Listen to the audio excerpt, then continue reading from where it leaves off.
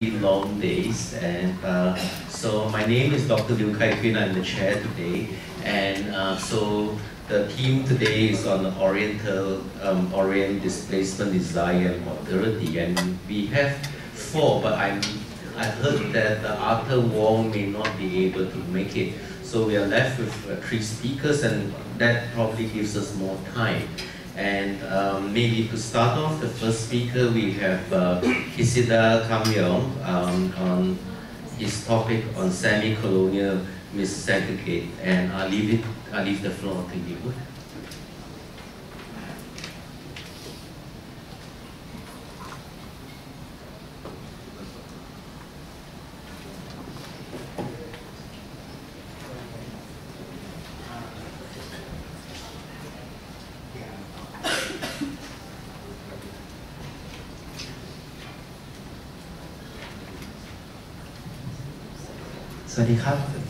Good morning, everyone. Oh, no, not afternoon, I guess. I was in town already. Today, my name is Kissada. My presentation is actually on the semi-colonial miscegenates, Khiun as new identities in Hassalat's and Wijaya medical films. But before I'm going to the presentation, I would like you to have a look at the two trailers. One by Atit and one by Liew. So I think Liew you already saw it yesterday, but for those who hasn't seen it, it would be lovely to watch.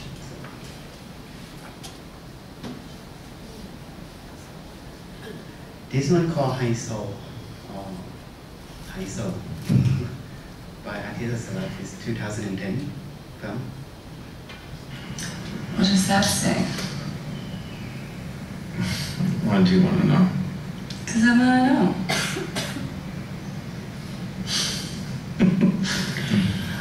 All right.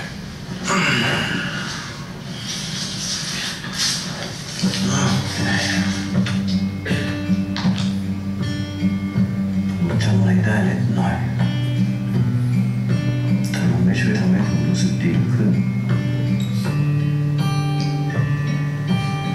นี่อ่านว่าอะไร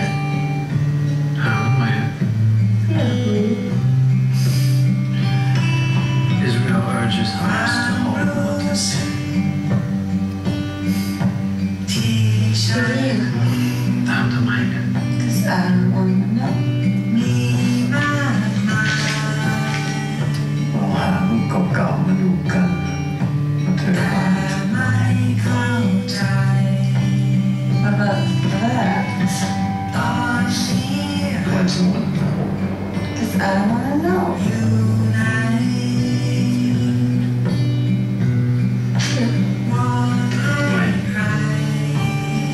Yeah, something, shall we?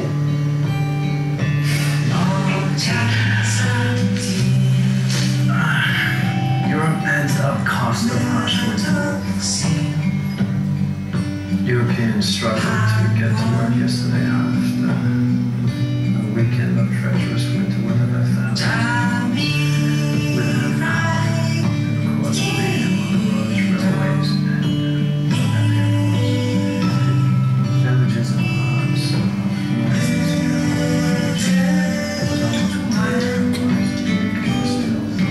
Cut off last night as snowdrifts ripped up by gale force.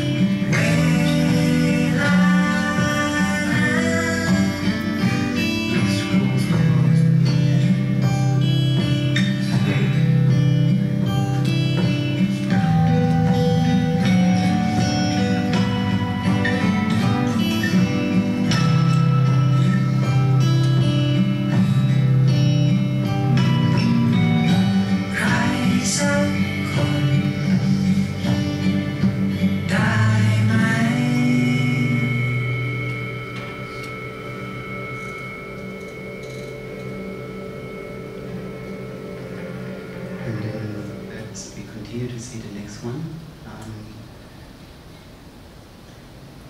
Concrete corners. Wong.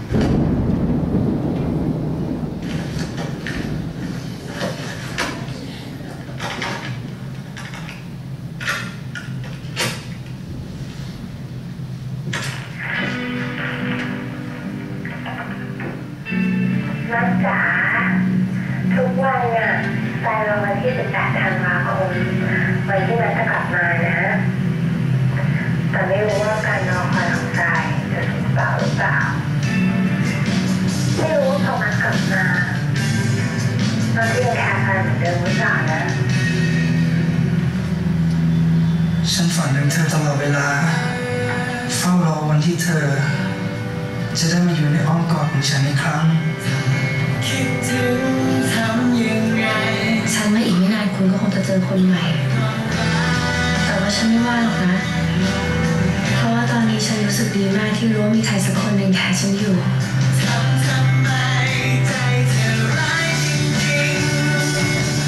พี่จะขายบ้านหลังนี้หรือเปล่า Yeah, you know, when I was your age, I couldn't wait to get out of this place. The states could be good for you. ที่มันอาจจะดูโล่งๆหน่อยนะต้องใช้จินตนาการนิดนึงเดี๋ยวตรงนี้เนี่ยจะเอาโซฟามาวางแล้วก็มีโต๊ะสวยๆ1 อันตรงนี้มาดูหน่อยว่ามันเป็นความฝันของใจเลยนะที่จะได้อยู่คอนโดในแม่น้ำอ่ะ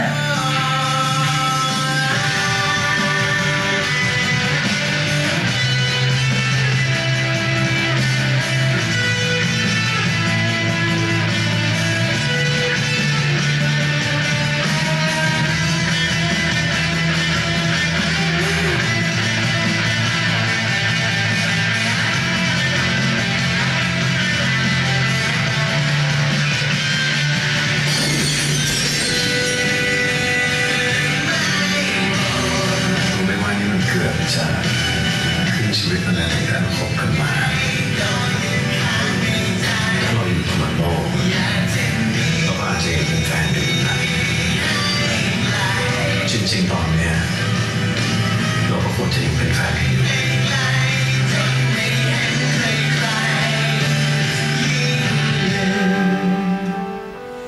ยิ่งจำ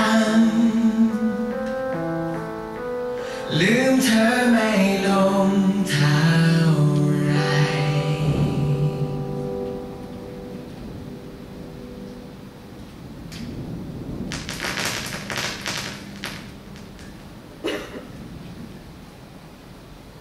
Benedict Anderson started his article called Study of the Thai State, the State of Thai Studies, 1979, with a quotation saying, "What damn good it is country. You can't compare it with anything." However, Anderson helped us see that this incomparable Thailand is in fact comparable, and that the uniqueness of Thailand is actually quite common with other ex-colonies in Southeast Asia. In order to come to terms with Thailand in this sense of comparability and commonness, Anderson suggested that we need to reconsider Thai historical relationship with the West and to question the grand narratives of Thai unique history of being the only independent country in Southeast Asia. My presentation today is to carry on this critical line of the Thai Western Union by investigating the traces of the West in Luv Khrueng identity, as expressed in 3 Thai films: Bangkok Blues, 2009, High Soul, 2010, both directed by Atit Asaram, and Concrete Clowns, 2013, by Liew. But first of all, I would like to begin with there's a Bangkok Blues, High Soul, and Concrete Clowns. You can see that they're all played by the same stars. First of all, I would like to begin with the so-called Luv Khrueng. It is a Thai term for mixed race offspring. It literally means the child of being half and can be used to define any person whose parents are from different ethnic background. However, it is more commonly and frequently used to describe an individual mixed Thai Western ancestry, aka half Thai, half Farang. Farang is a Thai term for Westerners. If you've been to Thailand, and you may got caught by that. The phenomenon of Luv Khrueng in Thailand can be traced back as early as Ayutthaya era, 13th century to 18th century. However, conceptions and numbers of Luv Khrueng have undergone significant changes since 1980s due to the influx of American military personnel into Thailand during the Vietnam War. which is considered to be the main factor of Look Khun boom.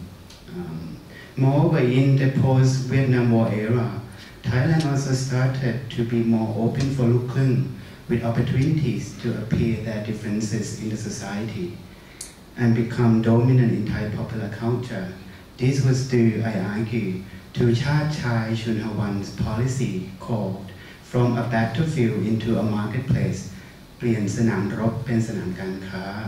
This policy has marked Thailand in the current of globalization and put Thai people to live among the global village where dreams of becoming of the Asian tigers is possible. Thus, pro-Western sentiments were encouraged and a new Thai identity of globalized selves has become the dominant social ideal and desire. Thai everyday eyes look up to no one else but those Look Khun stars who at the period of time started to appear in every media channel. The overflowing presence of Look Khun in Thai media since the 1980s has, without a doubt, confirmed the acceptance of Look Khun in Thai society. However, is Look Khun really accepted to appear in Thai public media as who he or she really is? Both Atit and Lee, which is the directors, expressed their desire to create a film that portrays the lives of Look Khun. The three films I have chosen for this study can actually be considered as a new chapter of Thai cinematic history in terms of characters. According to Atit's opinion, he mentioned in an interview that there has not been any Thai film that really talks about the everyday life of Look Khun, who would carry a bilingual, casual conversation with friends, or even have an, as he terms it, a high-soul lifestyle. So even though we have seen Look Khun on every media for decades, those Look Khun we watch is not the Look Khun that should be represented. Has the real been absent from our guests? What is it then has disappeared in the representation of Look Khunness? After considering the Look Khun characters appear in all the chosen films, I'm still nervous, I'm sorry. It seems that they all share common characteristics, especially the main male character played by Ananda Everingham, you know, the guy, yes, thank you, who takes the main roles in all the three films. The common characteristics that are represented by Ananda are, you know, either good-looking, bilingual, middle-class, urbanized, heterosexual, studying abroad, good social status, good career, attractive, well-mannered, and well-dressed. Such characteristics are undoubtedly desirable. But anyhow, Jan R. Wiseman, 2000, I'm sorry, yes, argues that in contemporary Thailand, Look Khun, quote, I have to say quote, right? In contemporary Thailand, Look Khun have been made to represent modernity in an era of rapid socio-political economic change. Commodified images of Look Khun and Look Khunness are utilized to portray Thailand's new position to both domestic and international audiences. However, attention exists within this portrayal. Wiseman shows that Look Khun are not homogeneous, but different by whether such offsprings are from bad women of the lower class or from more elite backgrounds with good maternity, or whether they are part white or part black ancestry. Like in the case of, you know, if you have seen Thai TV drama called Khiun Nok Na.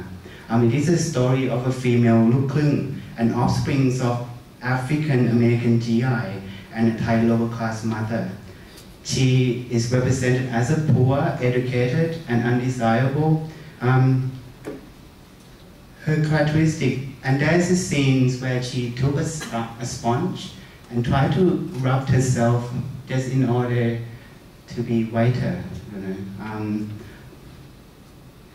Her characteristic can be considered as a Look Khun artist, which I cannot which cannot be glamorized or commodified to represent Thai modernity. I thus argue that the Thai social openness to Look Khun seems to embrace only some fragments in these ambiguous identities, because it seems that Look Khun can stay present in media squares only if their representation are accordingly subjected to Thai biopolitics. However, apart from representing Thai modernity, their body seems to be under the subjugation of another essential discourse, which is, I argue, the Thai cultural logic of semi-coloniality. As I mentioned earlier, Anderson suggested that to come to terms with Thailand, its historical relationship with the West needs to be in question. Anderson's critiques of Thai mythology of uniqueness has encouraged many scholars in Thai studies to reorient their approaches of Thai culture, Thai identity, and Thai nation towards global colonial and post-colonial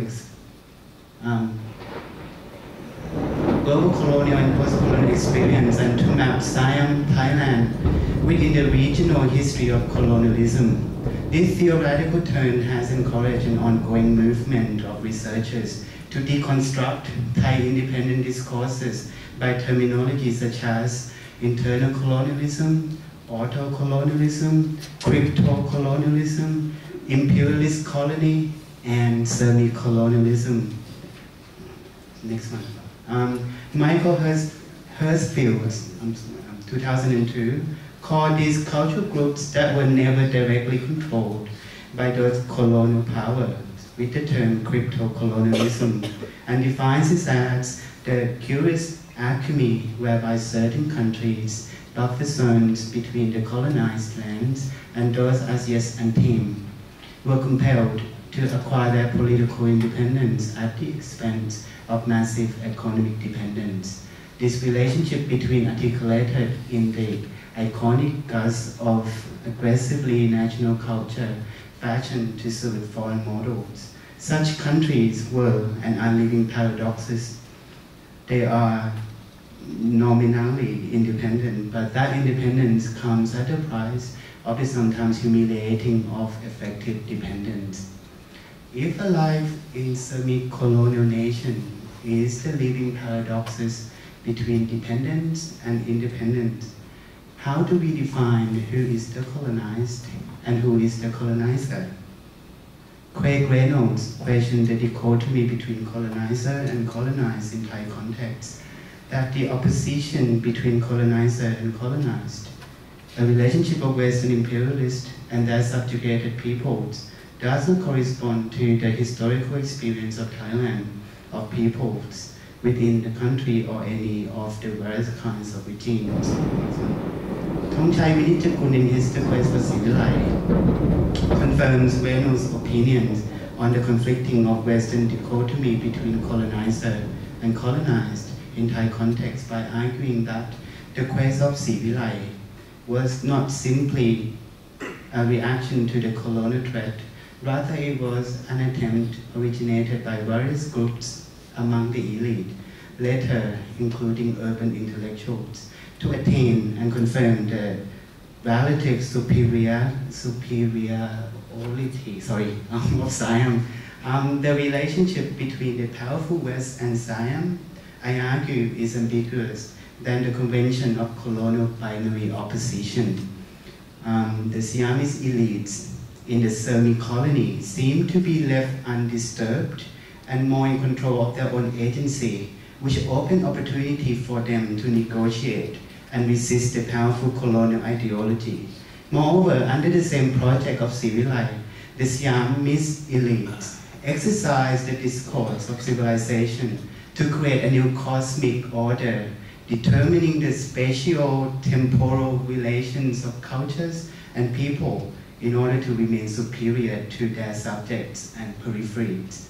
In Thongchai, The Other Within, 2000, we could see how Bangkok elites imposed their own rule upon its local colonies by creating a psychological inheritance of a negative image to the indigenous cultures. The term mo, or ignorance, play as a crucial discourse, to subjugate its subalterns to believe in Bangkok's superiority and therefore in their own inferiority. And this diagram shows my attempt to outline the cultural logics of civilized discourse, work in semi-colony, and instead of traditional colonial binary opposition, I suggest the relationship of trinary interaction between the West, Central Bangkok, and its subalterns. The two films by Atit that I chose are actually part of his film project called High Soul Trilogy, which is a collection of two short films. One is Bangkok Blues, the other one is 6 to 6, and one feature film, The High Soul. According to his interview, his project on filming the everyday life of Liew Khiun has always been on his mind since after graduation, and even before his first feature, Wonderful Town. He has always wanted to portray an identity that is close to his heart and similar to his life. Quote, Ananda and Louis, which are the star of the movie, star in the Bangkok Blues, are me. The way they throw casual bilingual conversation to friends is similar to the way I do to my friend. I also use my own house as the shooting location. Louis reads my books in my bedroom, wears my shirt, and even walks down to talk with my housemate. The everyday life of Liew Khiun presented in the film, I argued, seems to resonate with the relationship of trinary interaction between the West, Central Bangkok, and its subalterns. Liew Khiun seems impossibly to be represented in isolation, but obligatorily exists among and depend upon its relation with other adjoining identities. And for the case of High Soul Trilogy, those identities are Farang, Bangkokian, and people from local peripheries. Surprisingly, the trilogy spends one short film, 6 to 6, and some sufficient amount of time in the feature films on characters from Northeastern, Southern, Northern, or even the Burmese workers in Thailand. With the semi-colonial perspectives, I argue that the cosmology of the Civilized project has blended into modern Thai everyday life.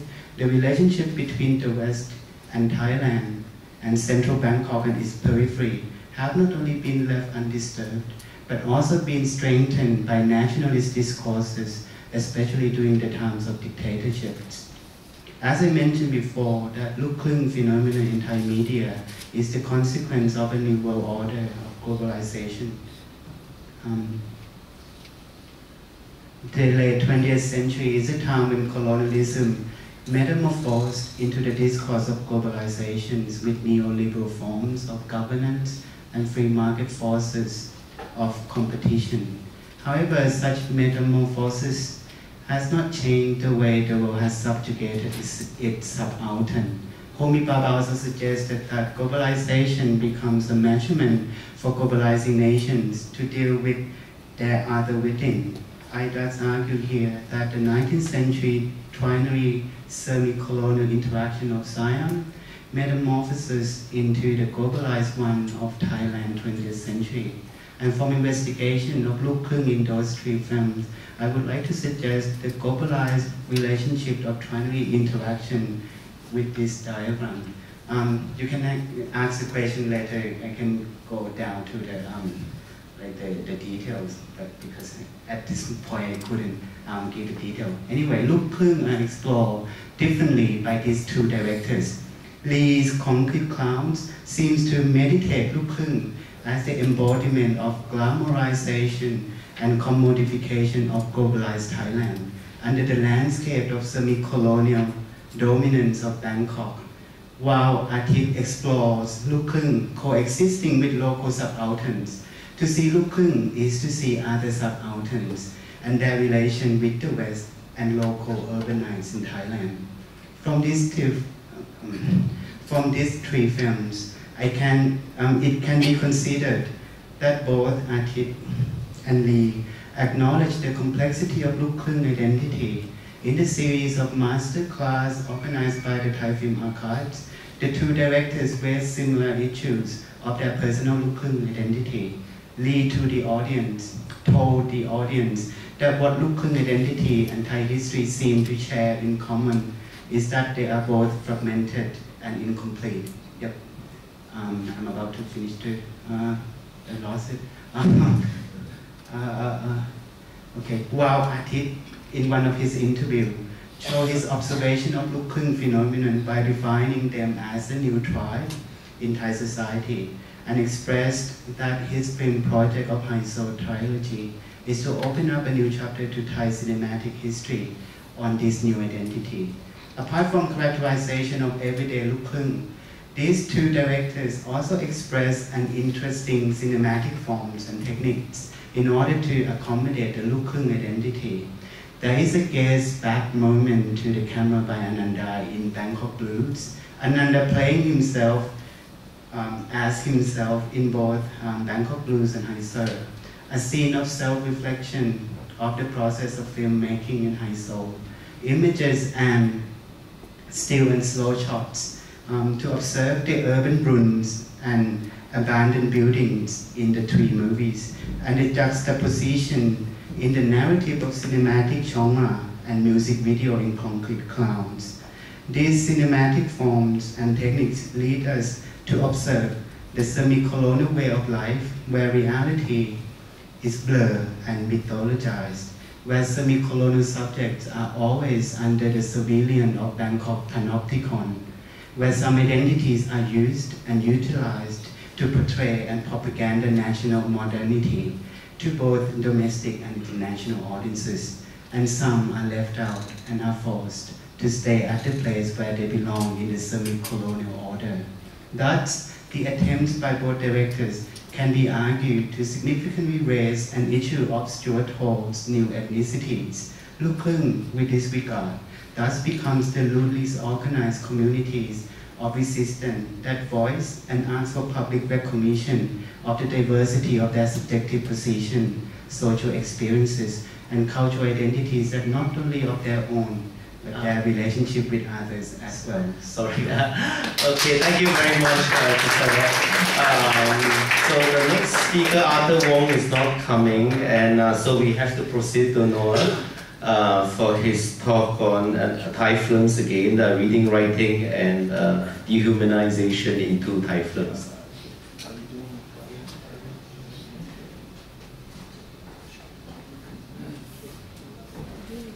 Sorry, maybe you have the Q&A first. Sorry about that.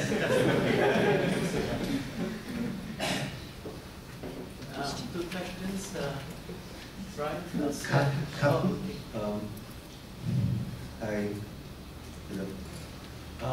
I'm just curious. Yeah, I'm just curious because in the Philippines, for example, the mestizos, at least the younger actors recently, who are mestizo or Western origin, do not play regular roles in their mainstream movies, and they're not they don't signify these Western hybrids in the story worlds in the films they play in.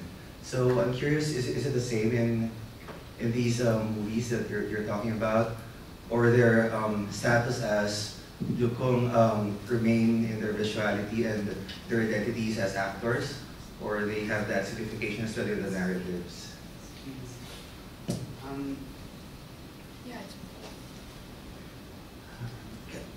I think your question would be whether the main characters Ananda is representing. In the stories themselves, are these characters tagged as Yukong? Well, in Thailand, right? If you watch like the TV dramas at night, normally you will see this Liew Khiun, appears on TV, but they never ever once speak anything else but Thai.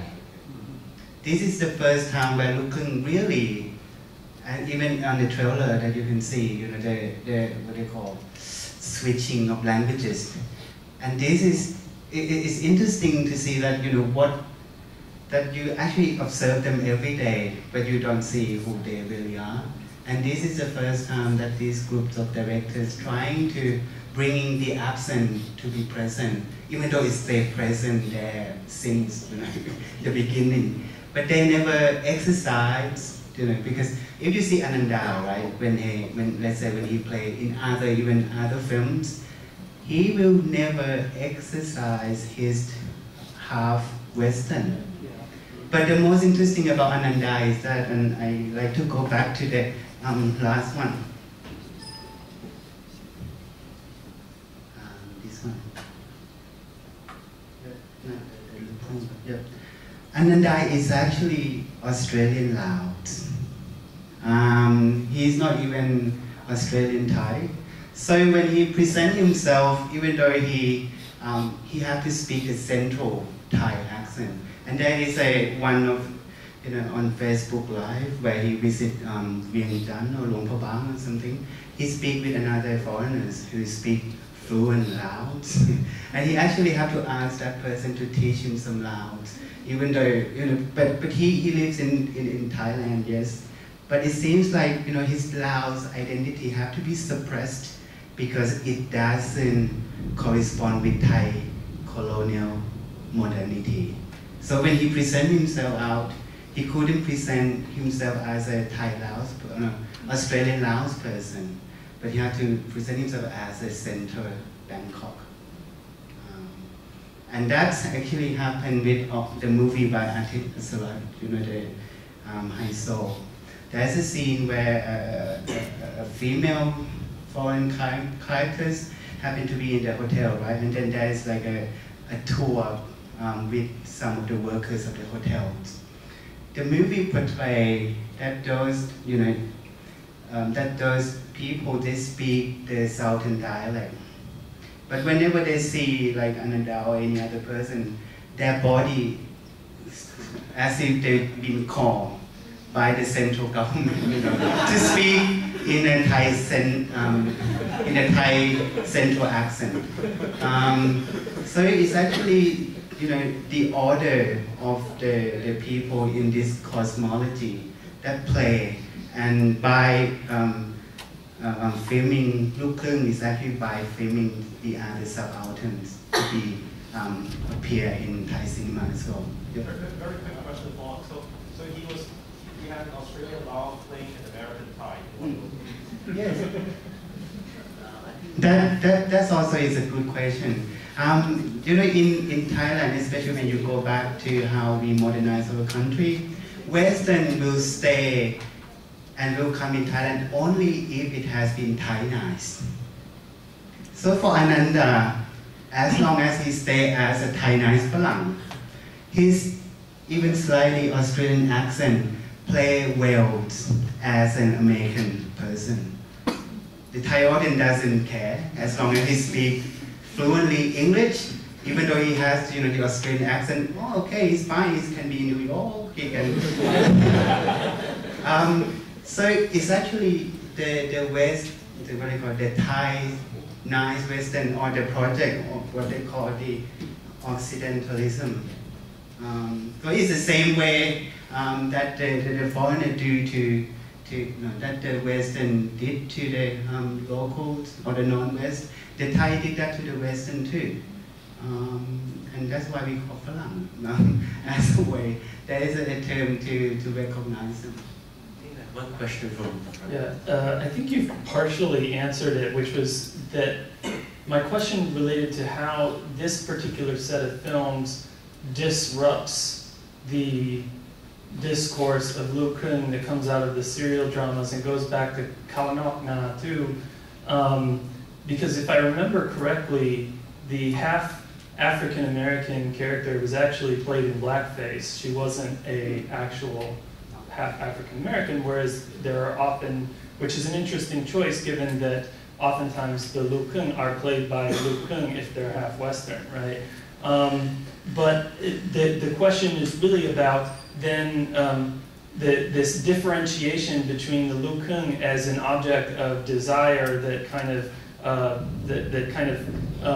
it constructs this trinary interaction versus a subject of articulation within it. In terms of your locating them at the center, how much of that is object of desire and how much of that is subject of articulation, and how much of it is reliant on the Liew being co-opted into the kind of Thai moral and linguistic order.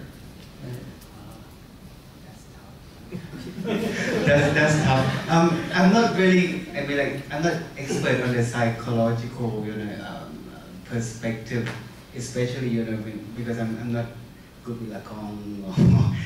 But I try to answer you.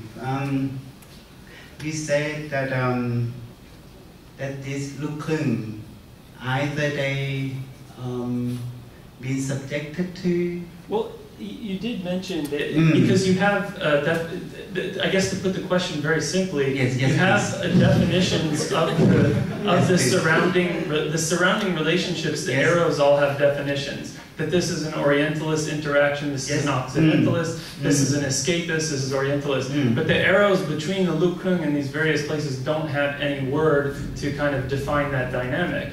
And so I'm left wondering how much of that is that they're an object of desire versus their own subject of interacting with those other groups. I would explain it by just a simple. Kissada, we have to take the time. We have to take the discussion. So sorry about that. Noah, you're next. Sorry about that. Wonderful presentation. Thank you very much. Sorry.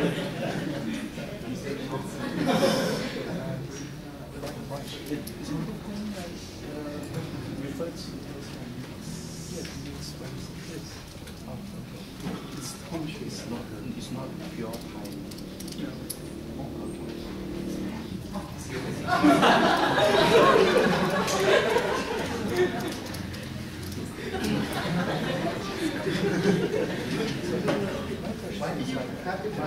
Sorry about that.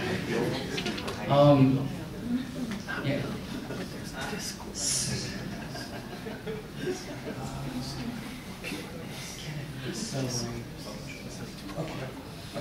Thanks. So, for me, the film that Om just talked about, Concrete Clouds, is kind of, it's one of my recent favorite films, because for me, Ananda kind of is a container of depression, a container of something that can be projected through him, which is the national experience.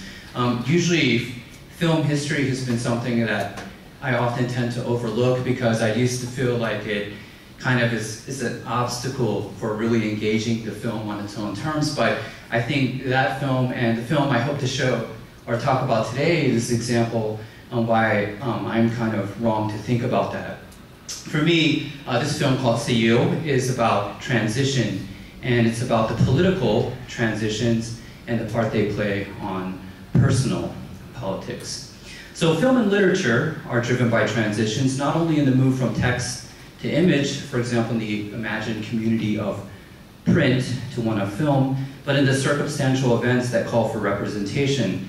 Liew, pictured here, is a young college student from the rural provinces who will transition from an alienated urban subject to a domesticated housewife. Liew, a 2003 Thai film, is also about the transition between what one sees and how one writes about it. The public landscape of remembered democratic transition in 1992 and Liew's personal struggles with writing provide, for the purposes of this paper, a possible elaboration of how the patriarchy of military functions in Thailand today.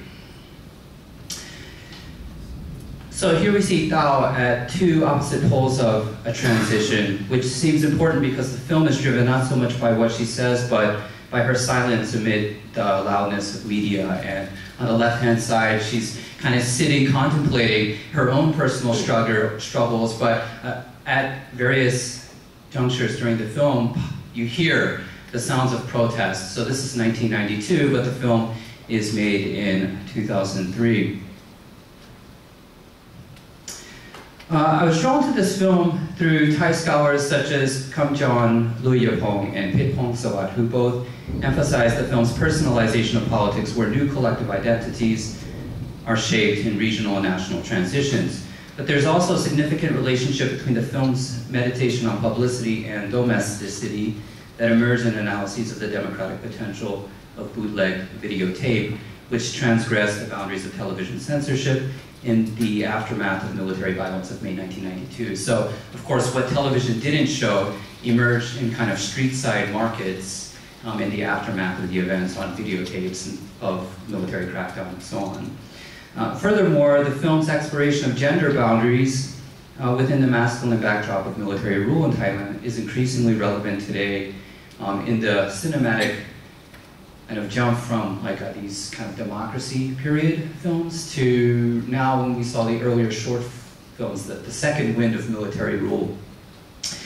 On the other hand, the acting out of national story upon the body of a character can be read through the work of Thongchai Winachagun, who in Siam Mapped defined his concept of the geobody as the incorporation of a spatial identity within the collective recognition of a we self. But even as Thongchai alludes to a patriarchal process of domestication within the sovereign enclosures of the nation-state territory, the geobody lacks a concrete articulation of what reclaiming a body would mean for those who, even in film, find their subjectivity denied. So I'll say something about subjectivity denied first by playing this short clip from the very beginning. It's like 2 seconds.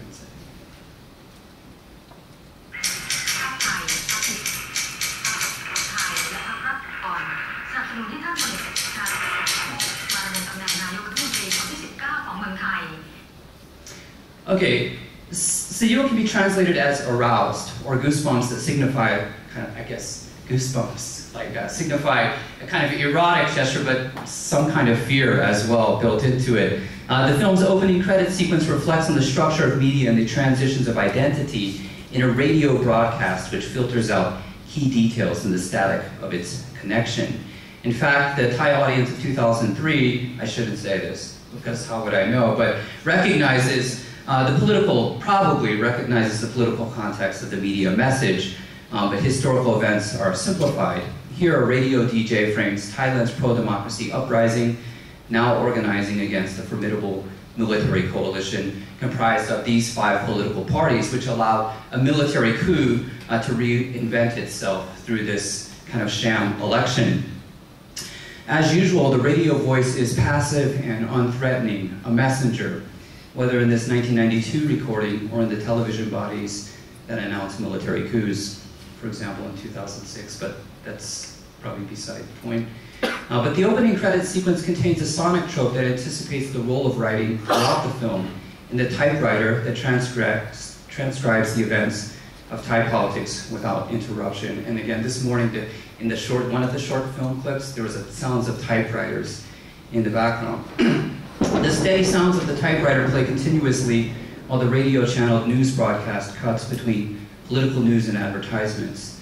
The typewriter evokes the agency of writing and the objectivity of reporting, but also the link to capitalism, where information is reproduced in consumable formats. In gramophone film Typewriter, Frederick Kidler observed that his writing machine, quote, brought to light the rules regulating discourses, authority and authorship, handwriting and rereading, the narcissism of creation and reader obedience, close quote. But he continues, quote, the device for everybody forgot women, close quote, as they were made to be transcribers and messengers, first for the bourgeois elite of the 19th century, and then for military logistics. The film will later return to the typewriter at several moments to show that the writing machine cannot record a women's world, as Tao cannot get the Ying, the W key, to function, W for woman. The object of the writing machine is that of the male gaze, which leads in the opening scene to the body of womanhood advertised at a street-side magazine stand in 1992. There, a young high school boy pans across the selection into an issue of Liew, the magazine and institutional focus of the film draws his attention. To his right, two female students admire an image of young male celebrities. With sweat and the sounds of a quickening heartbeat, the young adolescent purchases the pornographic magazine. Upon returning home, he opens to a column called Real Sexual Encounters and begins to read. We meet Tao, the writer, the male voice within the text. The soundtrack is a male voice at first. A rural native of Sukhothai living in Bangkok with her aunt. The pronouns and visual tropes insinuate that the writer is male, but Tao's flowery literary language seems to clash with the expectations of male arousal. Later, at the magazine office, she's reprimanded by her uncle, Hia Gungfu, and told to focus more on details and graphic sex. Hia concludes, quote, "You've got to produce what the market demands," close quote. Tao's inability to perform to expectation resonates in the material terms of economic value and the effective descent toward depression. Tao's inexperience as of a man's world equates with worthlessness because the structure of Thai society demands economic productivity. Her education allows her to gain a kind of intern status at the magazine, but her own voice remains mute unless it helps to sell magazines. The plight of rural women performing sexual labor in Bangkok's informal economy is widely cited. So much, R.O. Wilson argues, that their plight is normalized.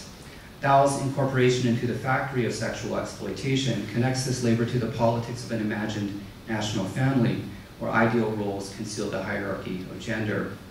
Tao's aunt, who she lives with, understands only that Tao is working for her uncle's Amulet magazine. Tao's uncle understands only, or thinks only, that he is extending valuable job experience, but his motive throughout the film is profit. Educational institutions fare no better. At a prestigious university that looks a lot like Chulalongkorn University's Faculty of Arts, Tao is criticized for failing to meet the expectations of proper literary criticism. One of her senior thesis advisors remarks, quote, "Categorizing romance novels proves nothing," close quote. The film doesn't show us whether the professor offers constructive advice, but insinuates that Tao lacks the interpreter frame she needs to read her surroundings, in this case, Thai society. Cutting to the exterior of her university faculty, she interrupts a sexist lunch conversation among male peers, appealing to them to be more respectful of women, to which they reply, quote, "As if you're such a man." The film's articulation of male roles is no less objectified, since its critical aim is to deform the conventions of the melodrama. Whereas the melodrama, quote, specializes in heterosexual and family relations, close quote, and, quote, spheres conventionally assigned to women, Sayul foregrounds private and public male personas in order to problematize any normal function of masculinity. After all, the military government in the background already functions within a state of exception to the constitutional text, so too with male roles. Tao's closest male friend is John, the melodramatic voice of reason, who uses a saffron color handkerchief, a symbol of monkhood and an orphan upbringing in a rural monastery. Back at the restaurant, John and Tao set off to deliver food to a nearby elderly man named Uncle Wong at his 6th-floor apartment. Uncle Wong asks John for assistance interpreting a word from Sanskrit while the television plays news of the democracy protests in the background. So here you can see, well, you can't see very clearly, but there's a kind of like Buddhist amulet iconography in the background, and it kind of symbolizes, maybe at the time in 1992, and there is this clip in the film where the Prime Minister, General Sujinda, says the role of the Prime Minister is to defend the nation against the enemies of Buddhism. So the news is comic. Oh, and then it continues to go on to say, the sweltering heat has deterred thousands of protesters from crowding the street from Parliament to Royal Grounds, but it means that kids no longer have a place to fly their kites. It's day 6 and Chalat Vorachap's hunger strike is ongoing, and then the news finishes. The news is comic, since flying one's kite is an idiomatic expression that alludes to male masturbation. It is also morbid, since Chalat's May 1992 hunger strike, as Alan Klima has masterfully written, was symbolic of the fact that somebody had to die as a gift to the machinery of political reform. Uncle Wong and John are exemplary symbols of diligent Buddhist practice, but the film portrays them as ignorant to their everyday surroundings. They are no more or less than the idiot box that connects diligent Thai subjects to the world outside. And so the idiot box is one term that some people use for the television and news of 1992. In such a world, the only bodies that sacrifice, from Chalat Vorachat to Jamlong Simung, are the male bodies that appear on television. That is, the leaders of the protests which become heroes in the historical record. The objectification of bodies on television frame womanhood as sacrificial, but more in terms of the melodramatic quest of male heroes. Dao too suffers the dilemma of writing the world within these televisual limits. Influenced by a scene from a Thai soap opera, Dao sets off to write about her new neighbor Goy in a column called Slave of My Desire. In the column, a jobless husband returns home drunk and imagines his wife's sister masturbating in the shower. Aroused, he intrudes into the shower room and rapes her.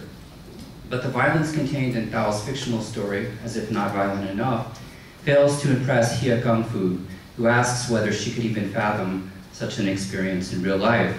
Is she, in other words, capable of captivating the fantasies of potential consumers? The scene is interrupted by an impromptu editorial meeting to search for new means of increasing male and possible female readers in a competitive market. Several employees suggest a gay column, which Hia Gungfu shoots down with the statement, quote, "Let's stick to normal human behavior." The comment could not be more out of place, since here at CEO headquarters, Dao was surrounded by a strange mix of ambiguously queer male mentors. One among them, known as the Young Stallion, stands apart for the time being as the alpha male who appeals to the appetites of his readership. As the magazine's hit writer, he advances the idea of publishing amateur photos, which Hia Gungfu welcomes and states, quote, "It provides release for both genders." But the visual economy of amateur photos is also patriarchal violence, where forced sexual labor is marketed within the fantasy of voluntary participation. And in the backdrop of this presentation, there's this concept of objectification talked about by Martha Nussbaum. And to me, so many of the subject positions in the film are just kind of objectified male or female roles. And within this is the idea of whether somebody chooses to engage in any kind of actions in the diegesis, whether they voluntarily engage in it, whether they're simply kind of influenced by the dominance of a particular kind of role. And for me, violence is the key within the film that kind of moves and pushes and not only represses people, but leads to their own personal depression. So participation is the real problem, because it's not necessarily anything voluntary within the film. So the critical scene, so too is the fabric of the Thai family weaved into the framing of the magazine as an intimately involved assemblage of misfits, where the institution itself gives them voice. And as this voice is an objective illusion, so too is the Thai Geo body as conceived by Thongchai. Of course, for Thongchai, it's an illusion. That's the primary problem. But it's more than that. It's about the internalizing of the nation within the subject of the female body here. And for me, I think that's really, really depressing. It's not just that they're part of a we self, but it's part of the continual process of repressing.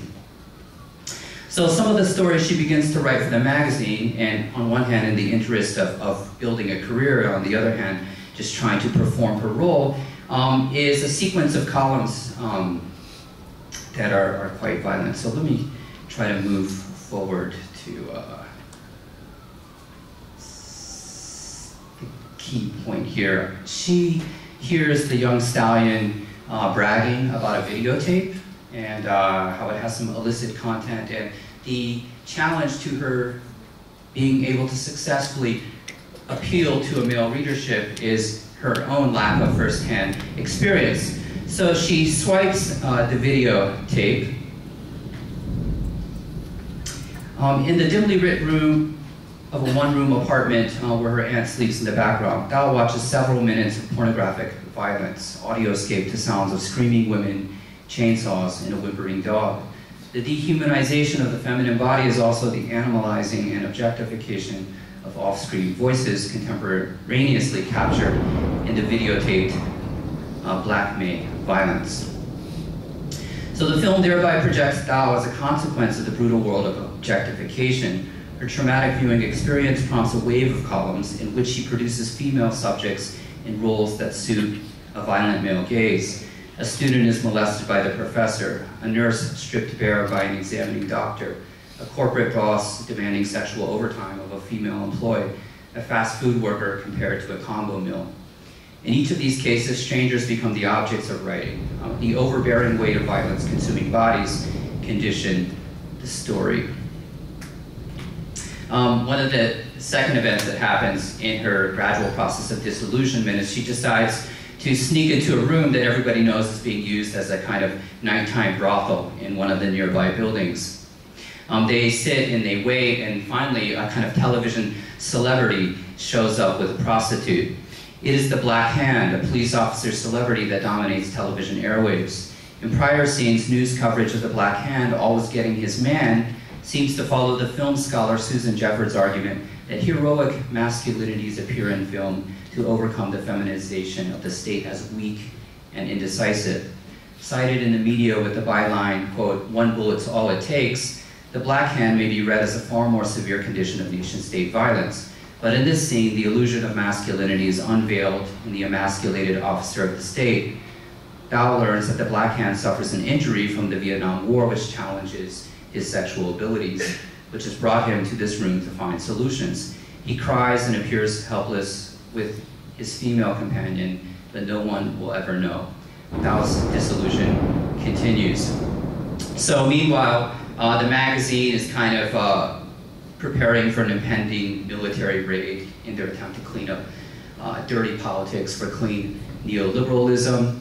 And Liew unsuccessfully defends her senior thesis because the committee says she's not saying enough about Thai society. She's simply saying 20% this, 50% that. So there's the idea that she needs to be more objective, but at the same time she needs to impart some of herself into this to give us some interpretive skills. But the whole problem is everything is about objectification, and this prevents them from being able to impart their personality into their research subject. So the climactic point of the film, perhaps, is she returns the videotape to the young stallion, and he goes off to make coffee in the other room, and she looks at his workspace because she's looking for clues on how she too will be able to become a successful writer, though it may only be sex columns. And there she finds pictures of brutal and kind of everyday worldly excessive events that you see in the columns of newspapers in Bangkok and so on. And it's quite brutal, so brutal that she begins to imagine her, the young stallion forcing himself upon her. So when he comes back with coffee, she drinks it really quickly as if it's drugged, and then she removes her shirt as if to invite him to objectify her more. But we know it's not voluntary. There's nothing participatory about it. It's just the conditioning of society that has led her to this point. So from that scene, of course, she tells him to stop, and he says, quote, "This world is not for you." But neither is the world for him, as we see that he too enjoys in his free time to be dominated by men, which here it's in the middle of a police crackdown. So she returns to her apartment, finally deciding that she is not ready for the world of men, and in fact decides instead to seek refuge in the role of a woman. She sits down to her typewriter, the yaw ying, the W key, begins to work, and she begins her successful career as a novelist. And here we see the final sequence of the film in which she enters the dollhouse, of course, in the suburbs of Bangkok, which was under development in the 80s and the 1990s. And, here in the corner, but there are still times when I get bored and dream of running away.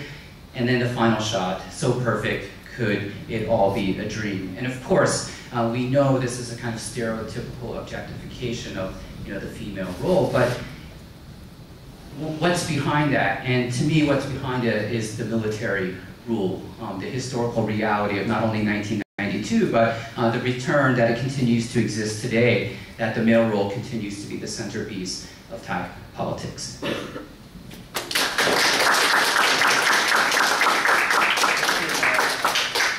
Questions from the floor?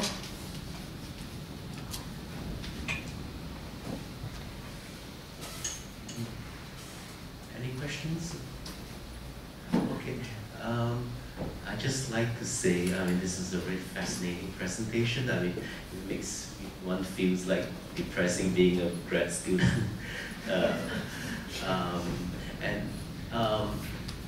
The question I just want to read immediately, is this considered mainstream Thai film? Maybe, yes, it is. Well, it tells me, because for me, I saw this, it was screened for the first time at the university when I was a grad student, and I didn't know, but it just something appealed to me, and I'm brought back to it now with kind of the military again in the background. This had a regular commercial release, and it was one of the few that was released back then on DVD, VCD, subtitled, so it was around as a regular feature, and it was surprising how political it was. And there wasn't anything else commercially released during that time. It had a clear line of political reference. There was another question, please.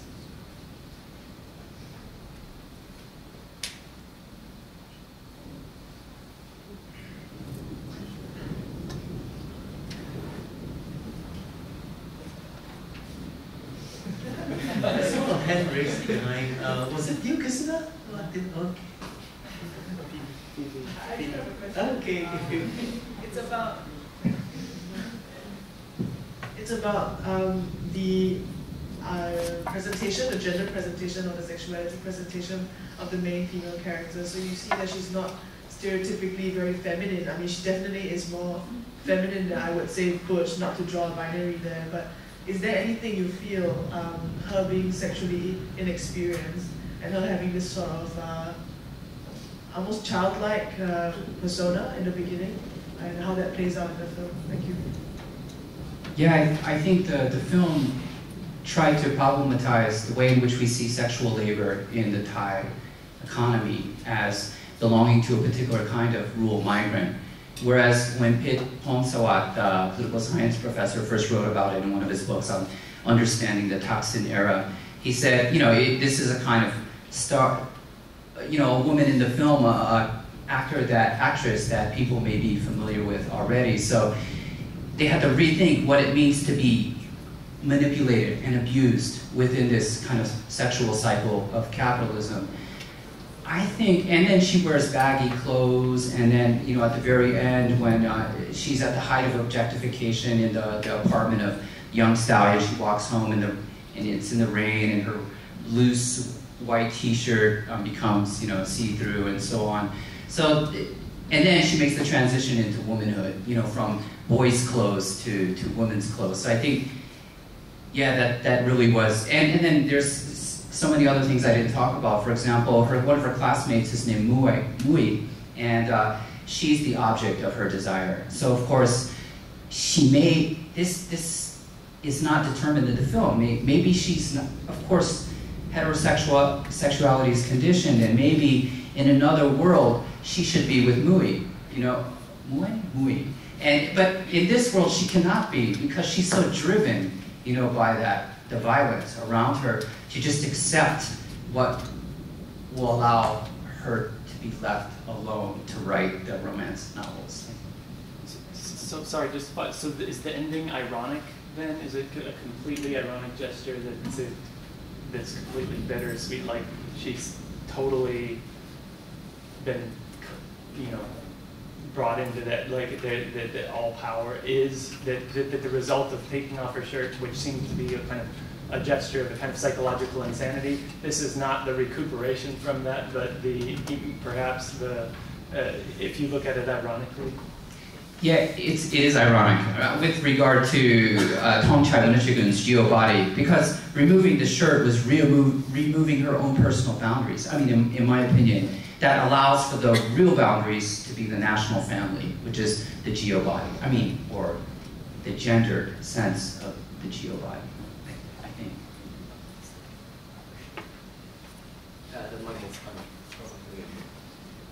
Hi, yeah, thanks for the really good presentation. I'm just curious about how history is inscribed on the body. Is it more of a kind of are there any clear references in the film, because I haven't seen the film, of history as portrayed in the body, or is it more like a spectral kind of history, like it's a lingering, kind of haunting history? Yeah, so the film came out in 2003, so my attempt to historicize it was, okay, if I want to talk about like 1992 within a kind of history of Thai cinema, and maybe this is one film I can use, but it's so much more complicated than that because, you know, this is the Thaksin era, and there's a particular need to show that people are depoliticized because, you know, everybody is really just, I think, at the same time I was reading literature, like contemporary Thai literature, and in many of like short stories, people were not political. They wish they lived in 1992 when they could go out and join in protests and so on. So this, to me, maybe furthers like the kind of domestication of the female body at this point in time because no one is supposed to be political, so it should be far worse for, you know, women that are forced to depoliticize in a certain kind of way to prepare for the role of the family and motherhood and so on. But if I look in relation to, for example, Kissada's film Concrete Clouds is about the time of the Asian financial crisis, but you know, it just came out like last year or the year before. So that film's about 1997, and the 2003 film Liew is about 1992. Is that kind of like so what I mean is like, so basically you're saying kind of like there's kind of absence of history because they can't do anything about their circumstances. That's what you're kind of saying. Or rather that the historical has sort of prescribed them such that they can't do anything about it. I think on one hand, it's like, yeah, the historical event impinges upon the subjectivity, and subjectivity is not just denied, you know, in the sense of that they're a woman, but it's also denied by the fact that like these events are so brutally masculine, like the militarization of the state.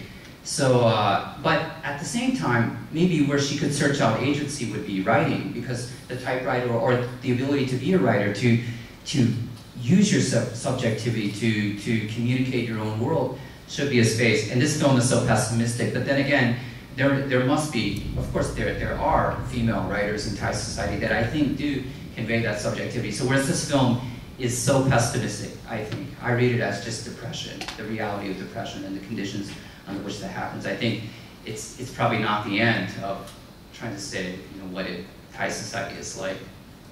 Sorry, I think we have to move on to the next presentation. Thank you very much, so the next presenter is Elizabeth Wijaya from Cornell University, and I think you have a change in the title, right? Yeah, so I just leave it to you to do it.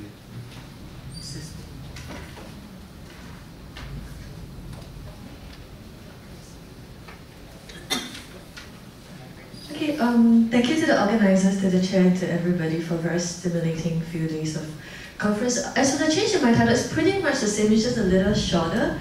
I've decided to not really focus on Anthony Chen's Liew for interest of time, but we can always discuss it at the end of the presentation. Okay, so to begin my presentation today forms part of my dissertation work on history and testimony in diasporic Chinese language cinemas from 1980s to contemporary.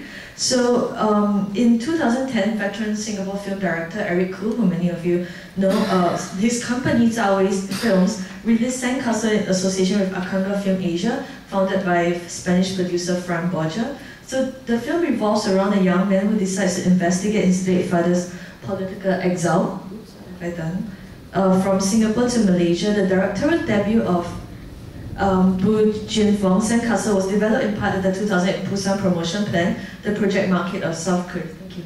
Busan International Film Festival, and Sandcastle became the first Singapore film to screen at the International Critics Week at Cannes Film Fest. The rest of Jin Feng's bio is available in our booklet. So, that same year, Red Dragonflies by another director in his late 20s, then Liew who is part of the Singapore-based film collective. I got that. Okay, 13 Little Pictures premiered and was awarded a special jury prize at the Jeonju International Film Festivals. So both films for me mark a turn in the Singapore filmmaking scene, heralding the rise of a prolific group of largely film school directors who depend on international film festivals for development, exhibition, and legitimation. So today I'm just going to focus on the two of them, but we can talk more about others. I will have quotes behind me that I will not be reading out. I mean, I'll be reading just little lines here and there, but they are part of what's framing the thought, right? But we can also discuss them later. Okay, so through the figure of the exile in the sandcastle that disappeared in Red Dragonflies, I consider the nostalgic manifestations of a dimly remembered past at work in these recent Singapore films. So a little bit of conceptual framework. So in the future of nostalgias, the Russian theorist Svetlana Boym, whose influence interned by Reinhard Koselleck's Future's Past, she distinguishes between two modes of nostalgia, restorative nostalgia and reflective nostalgia. So I'm only beginning with it as a provisional framework. Okay, so let's see. So for her, the danger of restorative nostalgia lies in its obsession with national past and future, while reflective nostalgia remains in the realm of individual and cultural memory.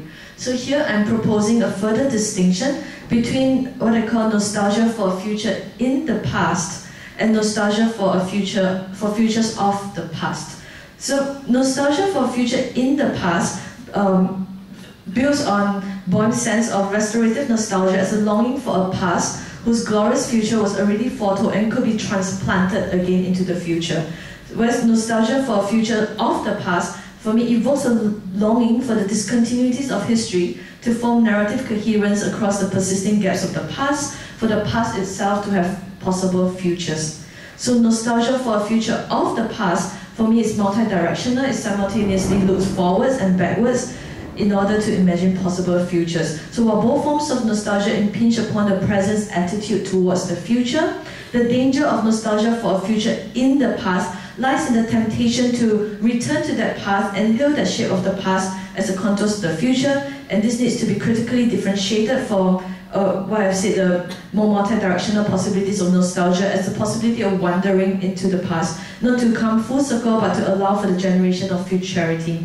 So rather than desires to return to the homeliness of the past, the wound of unreconciled loss and the cloud of unknowing overhanging the future contribute to both films' varying sense of mundane malaise or melancholic affect manifested in the everyday. In other words, one of the first questions I had in mind when I watched these two films were, why is it that in a lot of contemporary Singapore films the characters are very sian, which is like the Hokkien word for, I'm not sure how you translate it, I'm calling it mundane malaise, melancholic affect, right? Okay, so, so number 3, let's go. Okay. The Man Who Returned from the Sea. So Sandcastle is set in the window of time before 18-year-old earns enlistment into mandatory military training, term national service as part of Singapore's Post-Independence Enlistment Act.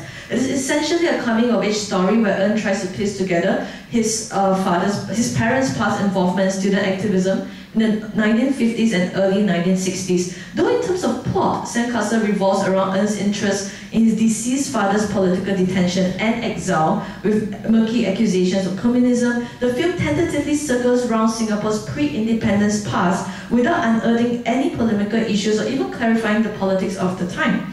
So when Earn moves to his grandparents' house, while his house is undergoing renovation, there's a scene in which his grandfather complains that the jigsaw puzzle set is missing a piece. So while in the course of the film, Earn sifts through the photographs taken by his grandfather and his father, as well as poses questions to various people, by the end of the film, the events of the past, which lead to his father's arrest and exile, remain irrecoverably lost like the gap in the grandfather's jigsaw puzzle. So the audience, following the tantalizing breadcrumbs of ignited and archival memories, finally and significantly is left on the limits of the shore at the water's edge, and I'll get back to this at the end. So Earn's journey in search of the truth of his father's past occurs through artifacts such as photographs, as a handwritten letter, as well as through dialogue with those who either have remembered the past, his grandfather, are haunted by it in their sleep, his grandmother, denying the past, his mother, who have studied the past, his friend, or who are studying official versions of it, immigrant from the People's Republic of China, whom he has a sexual relationship with.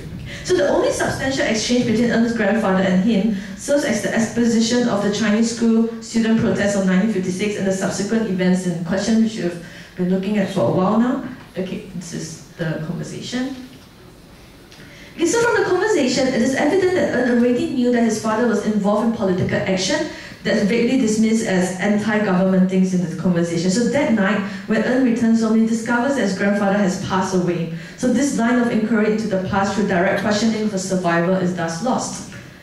En's grandmother is afflicted with Alzheimer's disease, a symbol of the fragility of subjective memory. So at one point, his grandmother talks cryptically yet revealingly in her dream. She says, it's just a signature, it's been so many years, Boon, the name of the father, listens to you, persuade him to sign it. So from this dialogue, En and the audience could possibly infer that En's father was unwilling to sign a confession, which would have absolved him. At another point in the film, she mistakes En's mother for En's grandfather and Ren's, about how she's been made to suffer all these years. So the rant from En's grandmother suggests that En's grandfather could have been complicit in influencing En's father's political ideals. However, as with other possible routes into the past hinted at in the film, the audience along with En venture no further. So we have this sense of the difficulty of intergenerational inheritance of history and memory, right?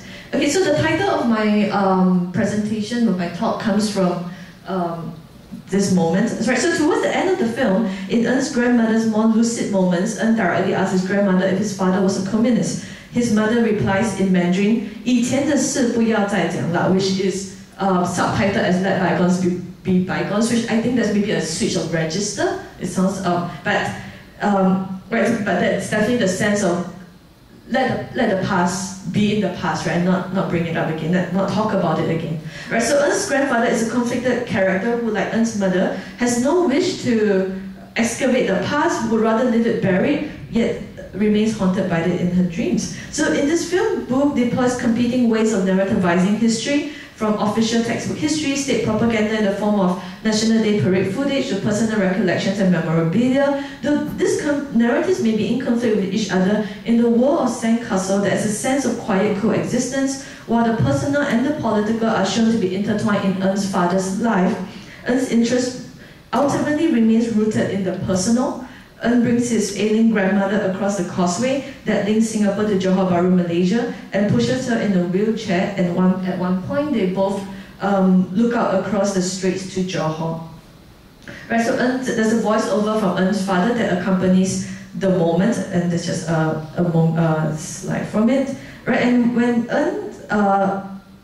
En turns around, or this is the voiceover, we see, there's a moment when we see En's father, Boon, on screen. So Sandcastle utilizes the frame narrative because early on it starts with the story of the man who returns to the sea. And this allegory that the film begins with clearly becomes a self-allegory for the father and perhaps even the film. So by the allegorical aspect, I'm thinking about the end when he's talking about only returning to the shoreline, only to realize he only has enough courage to stand at the water's edge. But I will come back to this moment and being at the shore's edge. Okay. So when En's mother continues reading the letter which she previously discovered on top of a pile of digitized National Day footage, En's father's voice continues and he talks about kind of the passion of the past. Right? So what remains is the passion and capacity for action.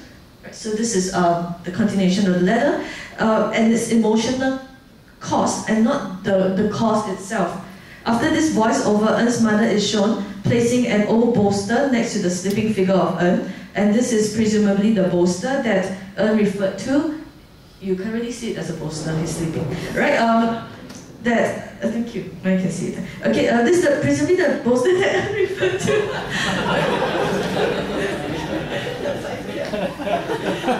Which he assumed his mother had thrown away. So the return of the bolster as a nostalgic artifact marks a moment of reconciliation between mother and son, and at the same time signifies that the mother has never fully renounced the past but merely kept it quietly. This is actually perfect lighting for talking about nostalgia. So as the film comes to a close, along with Boon's letter, the melancholic tone of the film, the letter persists, but their twin message is ultimately reassuring. Right? So Boon, who in the same letter wrote of dedicating himself to the act of documenting and preserving, is now resigned to the destruction and irrecoverability of the past. So for a man who was accused of being a communist, his concern is now restricted to the realm of the familiar. All he asks of his wife is that she leads a fulfilling life, the call to stay true to yourself, eschews the political for the individualistic. So the film ends with the implied death of Eun's grandmother. Eun is sweeping the floor docilely in army camp while his fellow recruit says that Sir wants to see him in the office. When Eun asks why, he's told not to question and just go, which he does, and as is done throughout the course of the film, he only questions gently. So in the last scene, we see him at the beach. And if your eyes are very sharp, you can see a dragonfly, which looks a little bit like a helicopter at this point. Alright. In the film, his grandmother sees a dragonfly after the death of his grandfather, and Eun tells In of a dragonfly which appears 7 days after his father's death. So if the dragonfly here functions as a return of a spirit, it is a consoling spirit. So indeed the layers of political strata that the film builds itself on crumbles like the titular sandcastle. I stress here though that the failure of Eun's search is not a failure of the film, but an illumination of the symptom of a compulsion and melancholic impossibility of return. Okay, so I'm not really going to go into Freud, mourning and melancholia, but it's also something that's framing my reading of Viernes, I guess. Okay, so one thing about this moment is that Freud emphasizes melancholy as still an enigma. So unlike the mourner for whom the loss is conscious, exactly what the melancholic loses is unknown, and the answer behind why for some melancholy wears off ultimately eludes Freud. Okay, so jumping from here to Red Dragonflies, right? And this is a line from the film. Okay.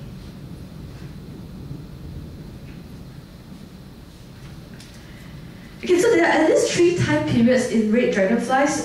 One, the time of adolescence, when young Rachel, young Jin, and young Tian trek through the forest, following Malaysia's National Railway Company, the KTM railroad tracks. The second time of adulthood between Rachel and Tian, after Rachel returns from New York and Jin is missing from the narrative. And then there's a time of where there's an 8mm footage with unspecified group of students who are trekking through the forest. So as with Sandcastle, there's a sense of the past as irremediable absence, while Sandcastle's orientation towards the past revolves around a politically significant period in Singapore history, October 1956. In Red Dragonflies, the past stretches out as a languorous time of adolescence. So early in the film, when adult Rachel visits her grandmother, there are containers of love letters and other traditional Chinese snacks by the window, which I used for my first slide.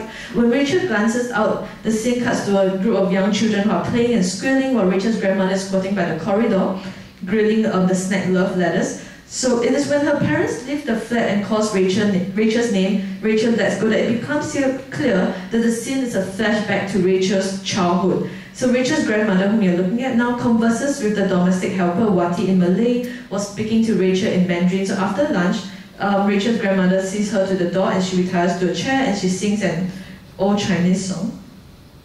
Right, so in the song, the child returns home after having traveled and experienced the war and finds peace in the security and warmth of the mother's embrace. However, the film does not mirror that experience of coming full circle. So adult Rachel's parents are not shown and her grandmother is singing the song alone to herself. Though Rachel returns from New York and has a measure of success as an artist with an upcoming exhibition, between the scenes of her teenagehood and the present, what persists is the sense of loss. So in the scene after adult Rachel watches students run around the school track, she calls Tian and leaves a voice message asking if he wants to accompany her for a run. Later on, we see Rachel walking alone on the railway track, in contradistinction to the time of their youth when the trio were hiking together. The railway tracks in this film are steeped in the political history of Singapore-Malaysia relations.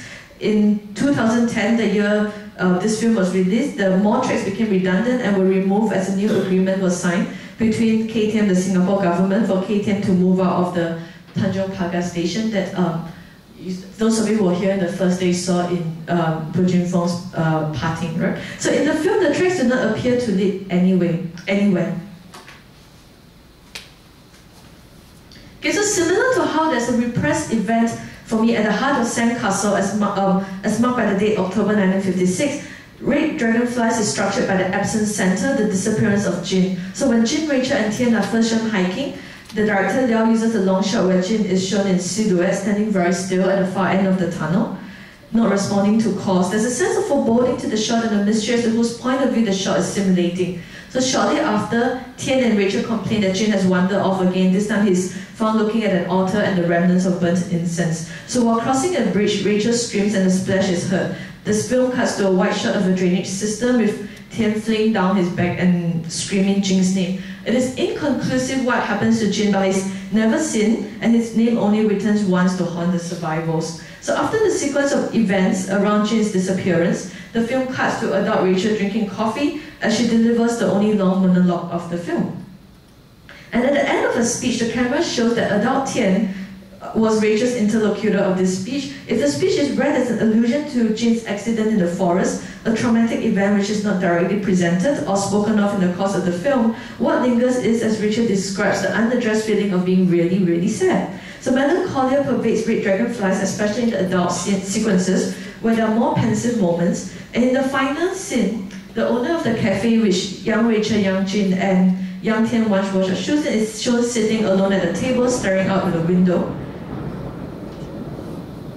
Oops, I realized I did it. Okay, here.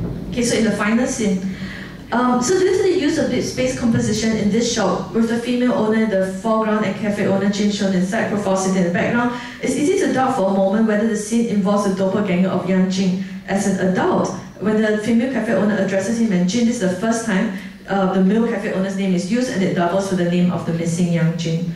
Right, so but the attire of this person establishes that the scene is set in the teenage world of the film, and upon closer examination, his side profile resembles that of the cafe owner who has appeared before. And this is another thread that leads nowhere, as at one point, the audience is brought to the home of this cafe owners, where they are trying durian for the first time, but we have only had this bare glimpse in their lives. And the final sequence, after this, the film cuts to a close-up of a table and the camera tilts up to the window, catching a sun flare. The swaying leaves outside the window evoke the space of the forest, which about half of the film is set in. So the leaves outside the window links the space of the cafe with that of the forest. The forest in Red Dragonflies has a comparable function to the sea in Sandcastle, so on a level there are horizons of possibility where youth wonder and dream. At the same time, the pier from which Boone in Sandcastle looks across the straits, and the bridge that Jin is unable to cross in Red Dragonflies act as limiting boundaries or spatialization of lost time. The manifestations of nostalgia in both Sandcastle and Red Dragonflies could be read as movements of repetition compulsion in response to traumatic unclaimed experience. Exile and disappearance then, when unaddressed or unredressed, becomes events which leave behind traces from a lost futurity.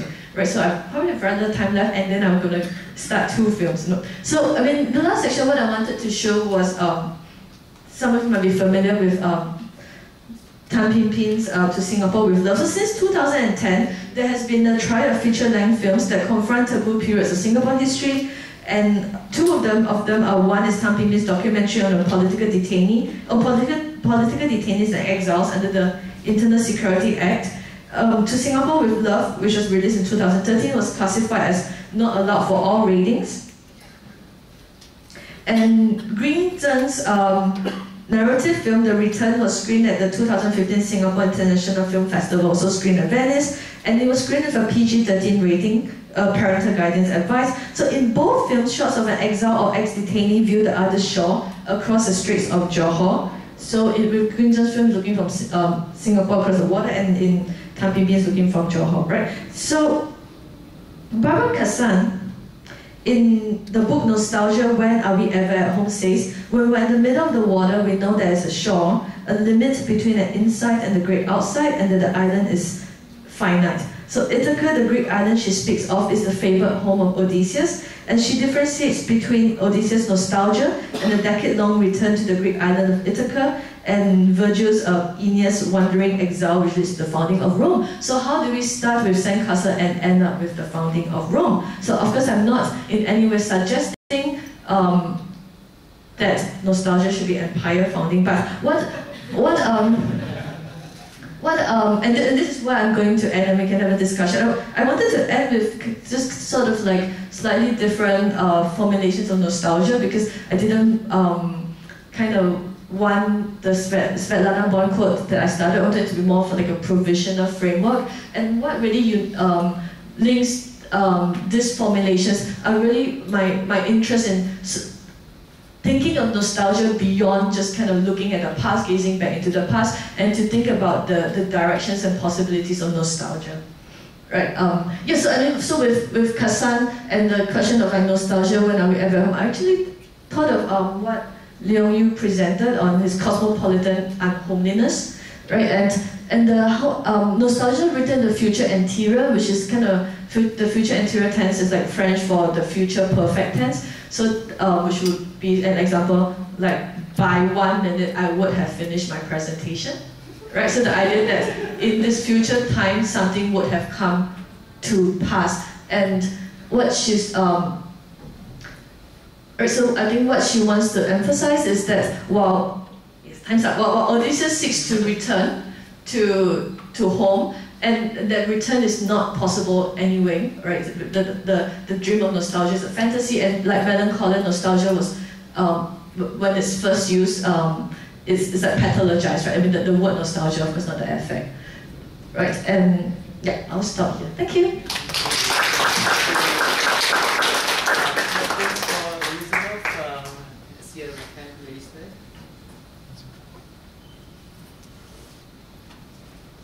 Hi, I really enjoyed the talk, and I'm just wondering, regarding, you mentioned reflective nostalgia, and I'm wondering if nostalgia can then be used as a form of political empowerment. And I'm thinking in particular of Sandcastle, where, you know, Eun's father used to be a political and social activist, and he was then detained by the ISD, and as a result, their voices were robbed, and they were rendered like invisible throughout Singapore's history. And I'm wondering if Junfeng used cinema, or in this case we can use nostalgia as a form to give voice to the voiceless, those who have been disempowered by the state. Should ask Junfeng that question when he's here for the panel. Well, I would like to say that I'm not so sure so much as a tool, because right now I'm reading it more as a symptom, but I think nostalgia can be very powerful, because, I mean, and this was in your presentation when you brought up the songs we sang by Eva. So the songs we sang has had great attendance, like at the projector, and then even there's this other film that's also on like political detainee, 1987 by Jason Su, the documentary. So I'm not lumping everything into nostalgia, right? So if you just kind of broaden the category a bit and just think about forceful compulsions to look back into the past, that it can be very powerful, and of course it's not. And even within Sandcastle and Red Dragonflies, I think we can dissociate between, differentiate between kind of the veneer of nostalgia. So I'm not going to be rooting for every appearance of like Chinese New Year cookies, right? Typewriter, right? So you can have that veneer of nostalgia, that sense of very hipster cafe feel, right? And then there can be kind of, for me, nostalgia as a pull, right? That something that keeps pulling you back. And this, and then this in the presentation before me, and the Khiun about the absent history. So I mean, I think what is important is the look back into the past, not to want to dwell in it. So that's why I call the future in the past is dangerous, because if you think the future is in the past, you want to, kind of like Brexit, right? You think this was glorious, you want to transport it, it's very dangerous. But I feel like in Sandcastle, there was no sense so much of like this is the glorious past, and we are going to do this again. But I think with Sandcastle, it's also quite complex, because there is a part where, and again, with Eva Tang's documentary, I would be a little bit suspicious if what is left is just passion. Like something they were doing something, but they were passionate. Are we passionate now? So I think if nostalgia is just for the affect, then that can also be quite limiting. So I think I think what I want to suggest is that it can be something that's quite complex. Right. Thank you. Hello. Hi Elizabeth, thanks for the presentation. I really loved it. Although I haven't seen the films, but now I want to see them. I was wondering about what you think about some of the interesting narrative devices that somehow structure the time, the past and the future. So for example, in Sandcastle, how do you read into, what do you think about the structuring function of writing and the letters throughout the narrative? As I've said, I haven't seen the film, so I don't know how much they figure into the narrative. And do you see some other maybe similar devices in Red Dragonflies? Okay, so one thing, I mean, originally I was going to talk about Sandcastle, Red Dragonflies, and Ilo. And then something very simple struck me, which was that the difference between Sandcastle, Red Dragonflies, and Ilo was that with Sandcastle and Red Dragonflies, you have we start in a contemporary, and then you have kind of the main characters who are trying to find the past, right? They search for the past, and through Sandcastle, it's really very multimedia. It's a very multimedia search from kind of archival footage to personal letters, right? So it's quite overdetermined in that way. And then with Red Dragonflies, it's really on the level that's more personal, but there's also like technologically, right? Then there's the use of the 8mm footage and all that. But with Ilo, the film is kind of already set in the past. So during the time of the film, the past is contemporary, right? So that's just a little bit of the structure of time. But in terms of time, I think Red Dragonflies is the one that does hold a little mystery in terms of the time frame. So the director deliberately wants to leave quite a lot open in terms of time. Thanks Elizabeth for the talk. It was like a sprint. It was very fast and a lot of material. I wonder if you saw any, I'm thinking about nostalgia because to me, whenever somebody says nostalgia, I think of what the NUS sociologist Swami Huat says about nostalgia not being so much as about the past but an unhappiness with the present, which ties into your idea of this Xian being about melancholia. Because whenever we see nostalgia framed this way in Singaporean cinema, and it's really quite a lot, the people they look really depressed. They look sort of like, and we're not all depressed, I mean, fair enough. But that kind of image has become an iconic way to frame Singaporeanness and the urban isolation of what Singaporean life is about. So are you bridging the two between melancholia or Xian and nostalgia? Thank you. Yeah, thank you for the question. It's so to kind of respond to the first part of your question, right? I do begin with the idea of unhappiness in the present, but what I wanted to stress was that it can still be very dangerous to, like unhappiness in the present can be very dangerous, which is why I go into, I build on Svetlana Boym's concept of restorative and reflective nostalgia, because unhappiness in the present could lead to that dangerous desire to say things were better in the past, and then wanting to revive that past in the present, which leads to some kind of like illusory fantasy of a closed loop, right? And so I think what is really at stake is like a contestation over futurity, right? Yes, I mean that's really that's one part of my response to your question. But I mean, I think you're also addressing a larger point of, I don't think I want to really extend my argument to like all the films in contemporary Singapore cinema where people are very Xian. Right, so I'm not saying that the answer to that is really because everyone is nostalgic. I think that they're really and this is really an open conversation that I'm still having with myself, and that I've had some of you whether Ilo works like under the kind of like nostalgic frameworks that I've been laying out, or is it something quite different entirely? I don't think I answered like your question really fully, but I'll continue thinking about it. It's an open discussion, like you said. Yeah.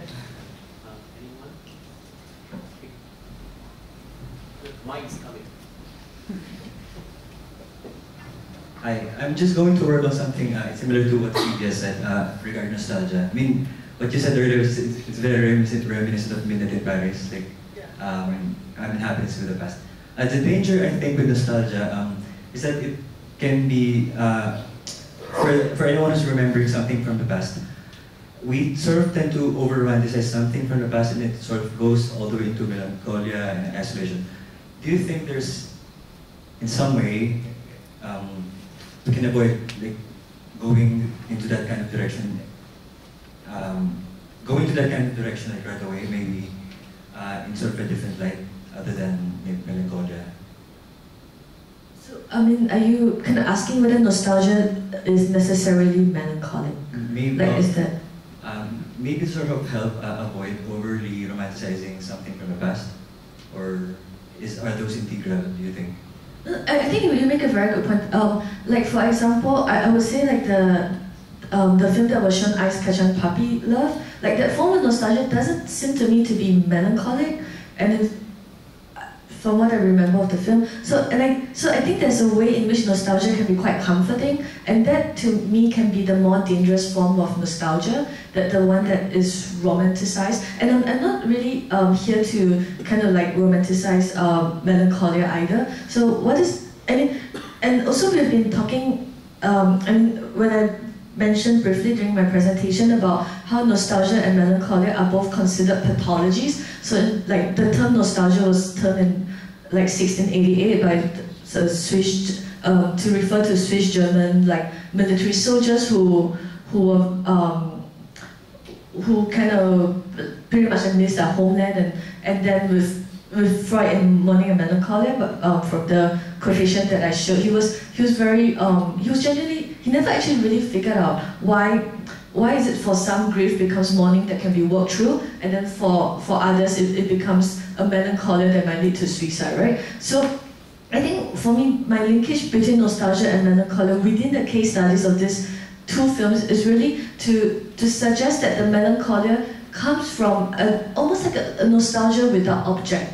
So in this case, it is a nostalgia without something to bring forward to the present, right? And I think that there can be an openness to futurity in that, and I mean, melancholia for Freud was also very much the idea of something unconscious. So when you're mourning, you know what you're mourning, there's the rituals of mourning, but melancholia can be something that's occurring in that you're not even acknowledging the loss or what was lost. Right? I hope I'm going somewhere towards answering the question. Very quickly, please. Very quickly, please.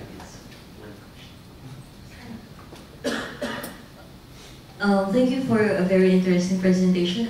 Since nostalgia plays a central role in memory studies, and there is an increasing interest on memory in the field of history, and how it is a counter-narrative to the grand discourse, to what extent do these films deviate from the official history of Singapore, and what are the effects of these digressions to their narrative?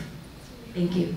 Thank you for your question. Yes, when I talk about multi-directional nostalgia, I'm actually alluding to multi-directional memory, a recent book by Michael Rothberg.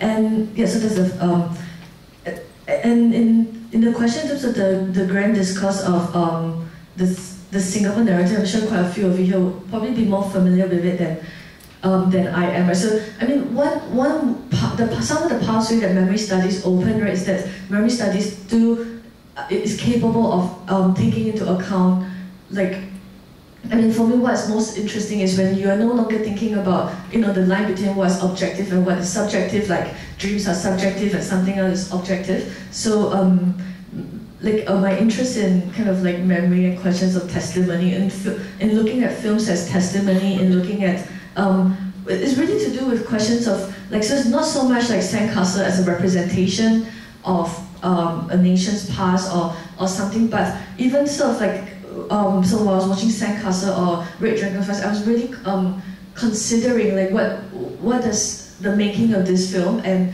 what is both within and not within the film, like what does perhaps that show as kind of a current of thought, right? But not to generalize it across. But I mean, I would, to generalize, I would think that there seems to be an increasing interest in Singapore history. When I say increasing, I'm saying I can name a few more films than before, right? But a few more films than before is a lot when there wasn't like much, right? Kissada, very quickly, please. It would be long. Okay. If not, thank you very much, Elizabeth, for wrapping up the whole session. It's anything but Khiun. I think it's a very wonderful presentation, so thank you very much, everybody, and thanks to the other